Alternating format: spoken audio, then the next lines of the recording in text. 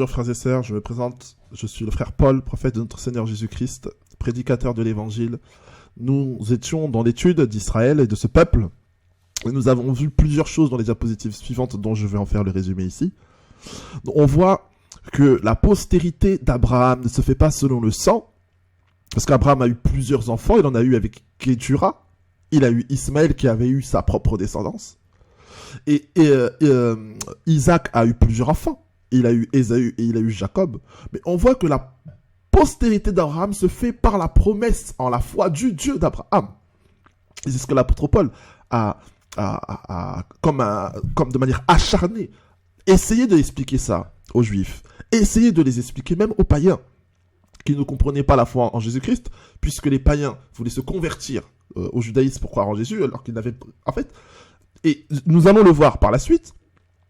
Et l'apôtre Paul n'a fait que rappeler l'héritage que nous avons reçu en la promesse faite à Abraham. D'accord?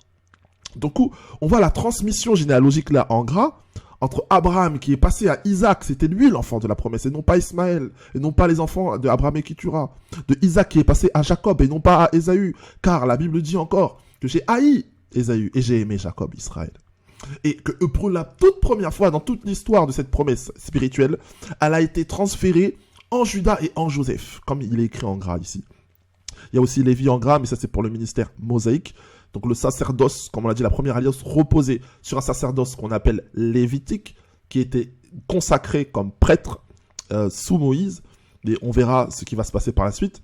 Mais en gros, la promesse, la bénédiction en fait d'Abraham était transférée en Judas et en Joseph. Nous avons vu que de Judas est sorti le Messie, du coup Jésus, qui a contracté une nouvelle alliance et qui est le roi, qui est le seul capable de réunir ce peuple-là dispersé.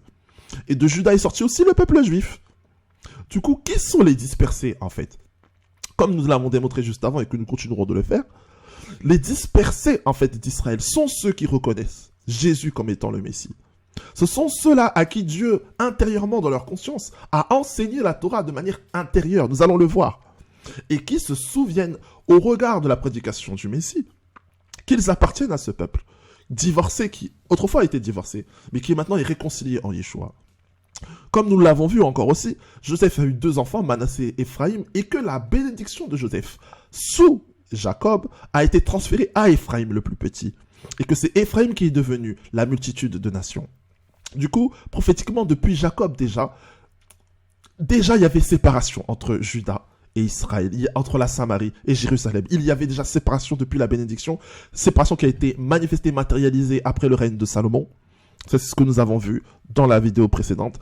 Et nous allons maintenant voir qu'Éphraïm sont des gens, les peuples issus de toutes les nations, de toutes langues et de toutes tribus, qui acceptent de croire au nom du Seigneur Yeshua.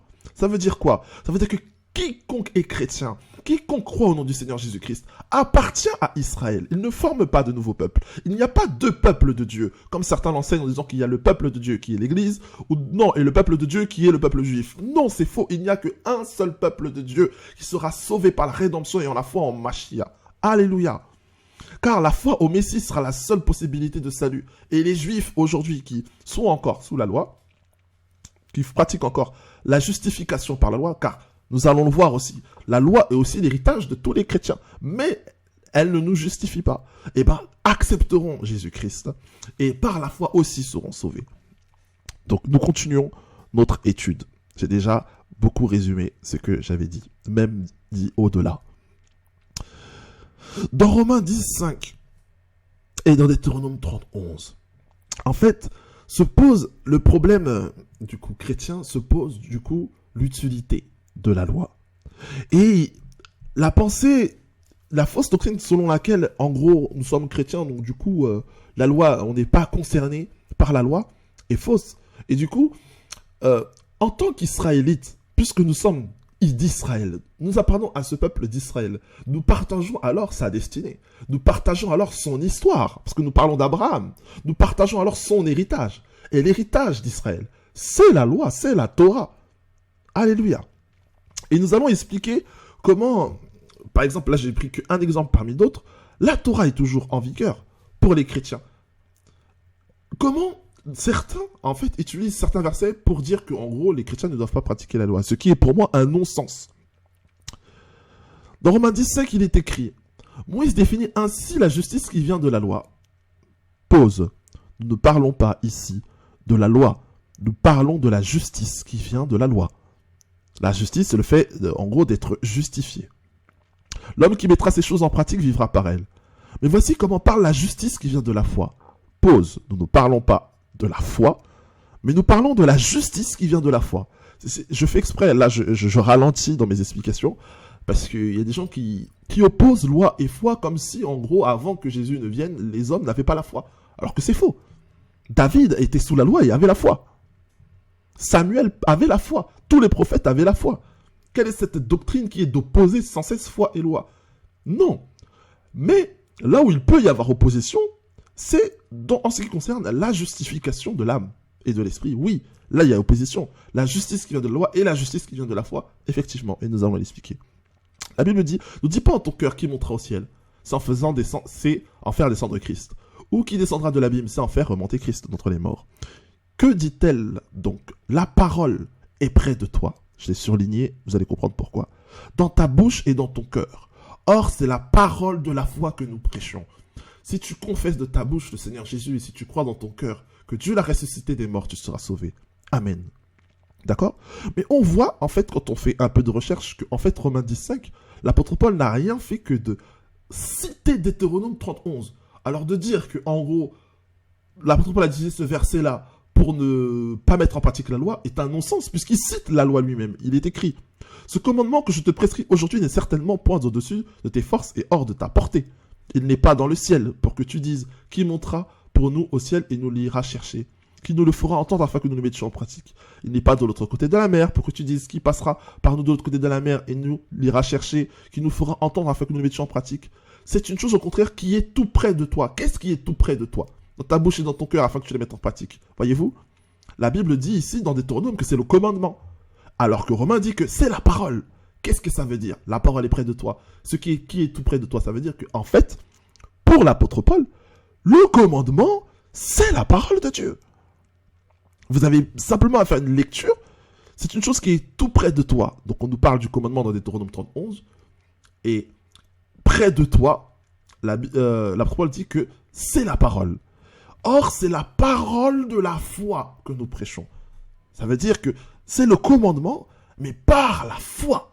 D'accord. Nous avançons.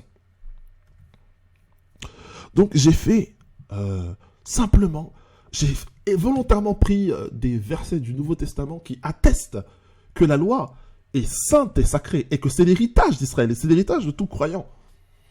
Et nous allons les lire un à un. On va voir si, effectivement, comme plusieurs chrétiens le disent, que la loi est abolie, en gros, que nous ne sommes pas concernés par la loi. Ce qui est, pour moi, quelque chose de totalement absurde. La Bible dit dans Romains 2,26, « Si donc la circoncis observe les ordonnances de la loi, son incirconcision ne sera-t-elle pas tenue pour circoncision ?» Romains 3,31, « Anéantissons-nous donc la loi pour la foi, loin de là, au contraire, nous confirmons la loi. » Romains 10,4, « Car Christ est la fin, mais dans le sens du but de la loi, pour la justification de tous ceux qui croient. Amen. » Lévitique 19,18, « Tu ne te vengeras point, tu ne garderas point de rancune contre les enfants de ton peuple, tu aimeras ton prochain comme toi-même, je suis l'Éternel. » Donc ça, c'était une loi mosaïque. À Matthieu 15,5, il est écrit, « Vous dites, celui qui dira à son père ou à sa mère, ce dont j'aurais pu assister une offrande à Dieu, n'est pas tenu d'honorer son père ou sa mère. Vous annulez ainsi la parole de Dieu au profit de votre tradition. » Donc, Jésus lui-même dit que le commandement que Dieu a donné d'honorer son père et sa mère, c'est la parole de Dieu. Et qu'elle ne doit pas être annulée à cause des traditions. Dans Matthieu 5, il est écrit, ne croyez pas que je sois venu pour abolir la loi ou les prophètes, mais je suis venu non pas pour abolir, mais pour accomplir la loi. Nous continuons. 1 Timothée 1,8, nous n'ignorons pas que la loi est bonne pourvu qu'on en fasse un usage légitime.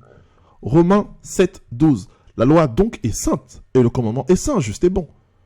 Éphésiens 5,11, ne prenez point part aux heures infructueuses des ténèbres, mais plutôt condamnez-les. D'accord? 1 Jean 3,15 nous dit que quiconque est son frère est un meurtrier. Vous savez qu'aucun meurtrier n'a la vie éternelle.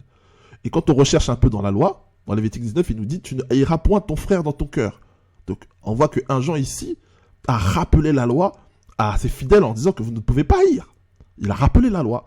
Et dans Lévitique 19, il est écrit tu auras soin de reprendre ton prochain, mais tu ne te chargeras point d'un péché à cause de lui. On voit que dans Éphésiens 5:11, il a simplement repris la loi. Ne prenez pas aux œuvres infructueuses des ténèbres, mais plutôt condamnez-les. C'était quelque chose qui était de la loi. Et aujourd'hui, comme les chrétiens ne connaissent pas la loi, ils ne savent pas que les apôtres et la plupart des épîtres ne font que rappeler les commandements de la Torah. 1 Jean 3 nous dit que quiconque pêche transgresse la loi. Et le péché est la transgression de la loi.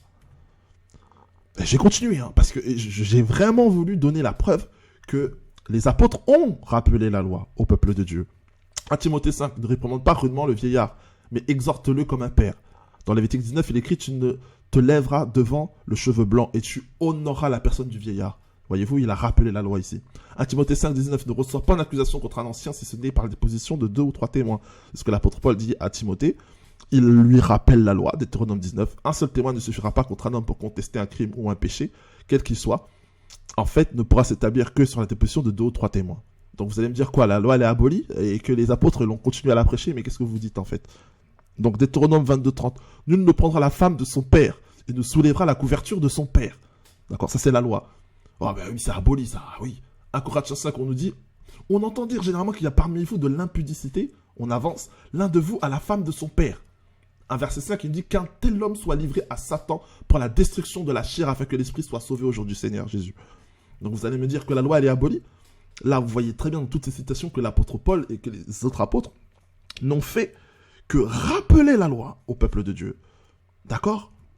Donc ici, qu'est-ce que les apôtres et les épîtres et la Nouvelle Alliance n'ont simplement fait que de dire que la justification ne vient pas de la loi. C'est-à-dire le fait d'être saint, le fait d'être sauvé ne vient pas de la loi, mais de la foi et de la grâce. C'est un don gratuit. C'est ça le sens même de la Nouvelle Alliance. Mais du coup, maintenant qu'on est justifié, maintenant qu'on est sauvé par Jésus-Christ, est-ce que ça veut dire qu'on peut transgresser la loi comme on veut? Réfléchissez donc à vos pensées. Si la loi est abolie, du coup, si vous avez la liberté de la transgresser comme vous voulez, donc ça veut dire que vous pouvez déshonorer vos parents, que vous pouvez être dans l'adultère, dans l'impudicité, dans le crime et dans le vol. Est-ce que c'est ce que Dieu veut?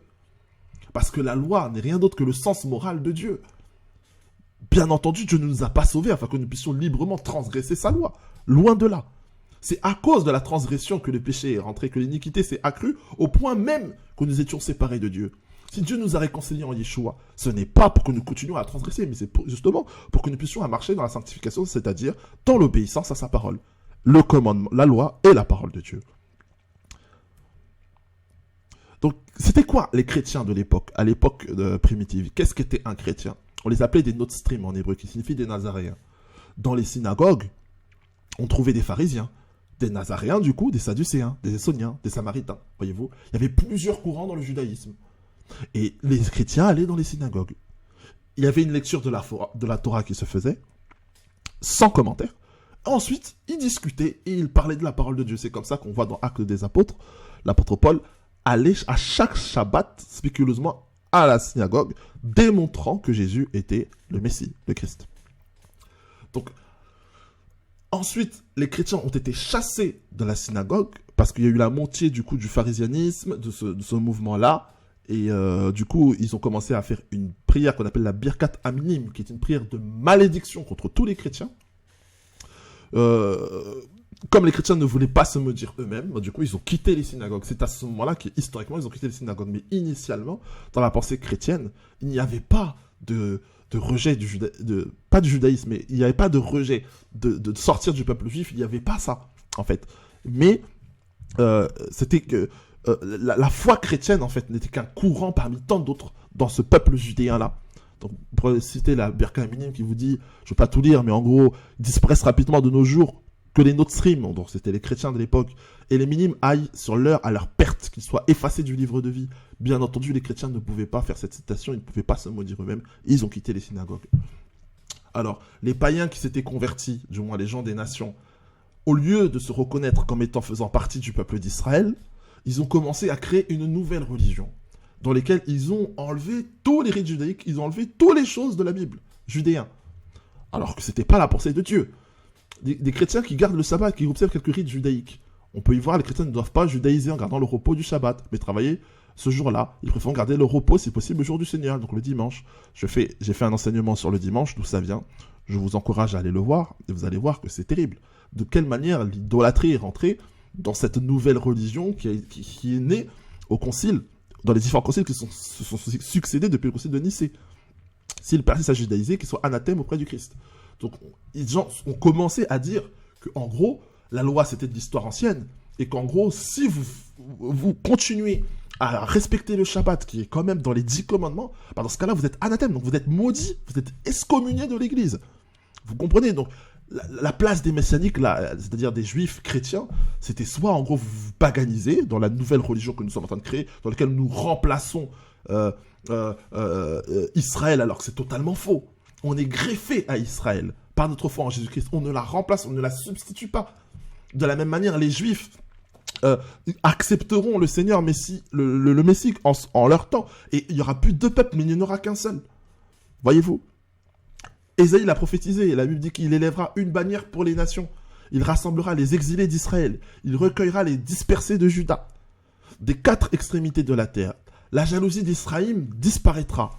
Donc Ephraïm, on parle de ses descendants. Il parle du royaume du Nord, du royaume d'Israël, des tribus perdues. Et ses ennemis en Juda seront anéantis. Ephraïm ne sera plus jaloux de Juda. Et Juda ne sera plus hostile à Ephraïm. Parce qu'aujourd'hui, les Juifs, ils veulent garder l'alliance que pour eux. Ils ne reconnaissent pas les tribus perdues, Israël. Et les tribus avaient une jalousie envers Juda. Pourquoi? Parce que c'est Juda qui avait la royauté, c'est Juda qui avait le temple de Jérusalem. Dieu va faire disparaître les chrétiens, entre guillemets, qui sont antisémites, d'accord? Et les juifs qui sont dans le tribalisme. Et en gros, il va faire un seul peuple. Il n'y a toujours eu qu'un seul peuple. Voilà. Que Dieu soit loué et qu'il vous bénisse abondamment.